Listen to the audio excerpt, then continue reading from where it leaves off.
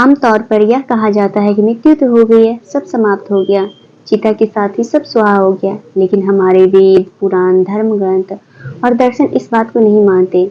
इनके अनुसार चिता पर जलने पर तो केवल देह का अंत होता है।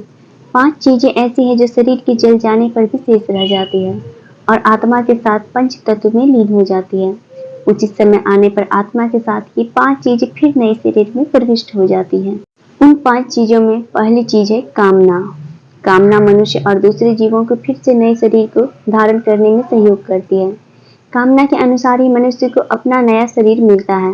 मृत्यु के समय मनुष्य जिन जिन चीजों को सोचता है वह कामना उसके साथ चली जाती है और उसकी पूर्ति के लिए फिर से जीव से शरीर में लौटना पड़ता है।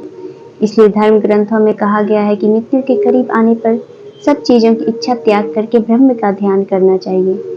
अगर कामना लिए चले गए तो फिर से शरीर में लौटना पड़ेगा। उन 5 चीजों में दूसरी चीज है वासना। कामना का ही साथ ही वासना है। यह ऐसी चीज है जिसका कोई अंत नहीं है। मनुष्य सैया पर भी लोग वासना से मुक्त नहीं हो पाते हैं। शारीरिक सुख की चाहत ही वासना है।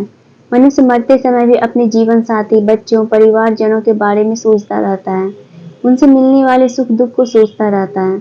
अधूरी चाहतों को लेकर छटपटाता रहता है। इसी छटपटाहट में उसके प्राण निकल जाते हैं। विष्णु पुराण में राजा भरत की कहानी है। उसकी चाहत उसके प्यारे हिरण के बच्चे में थी। उसे सोचते हुए राजा के प्राण निकल गए। अगले जन्म में राजा को स्वयं हिरण रूप में जन्म लेना पड़ा। इसलिए कामना और वासना को मृत्यु के करीब आने पर मन पर हावी ना होने दें। तीसरी चीज है कर्म, जो मनुष्य के साथ जाती है। मनुष्य जीवन भर कर्म करता है, चाहे वह अच्छा हो या बुरा। गीता में कहा गया है कि कोई भी मनुष्य बिना कर्म किए एक पल भी नहीं रह सकता। मृत्यु करीब आने पर आत्मा शरीर द्वारा दिए गए कर्मों की स्मृति को समेट लेती है।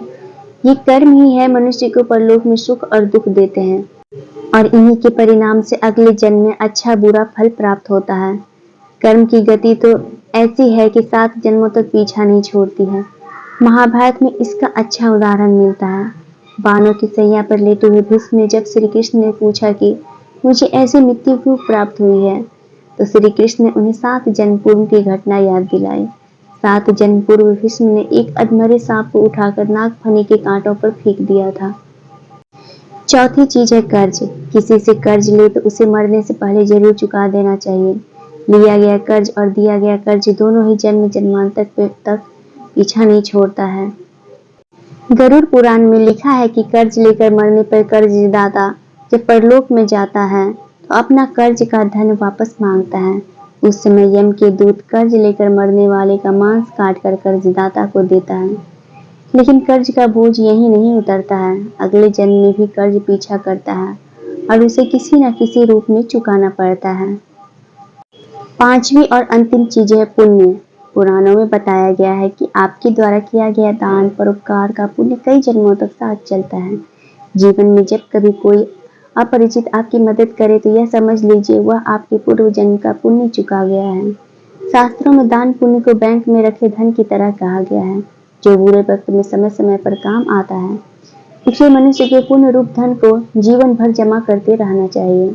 अक्षय तृतीया, अक्षय नवमी, माघ पूर्णिमा, कार्तिक पूर्णिमा, गंगा दशहरा, मकर संक्रांति कुछ ऐसे दिन हैं जिनमें किया गया दान पुण्य कई जन्मों तक व्यक्ति को सुख देता है।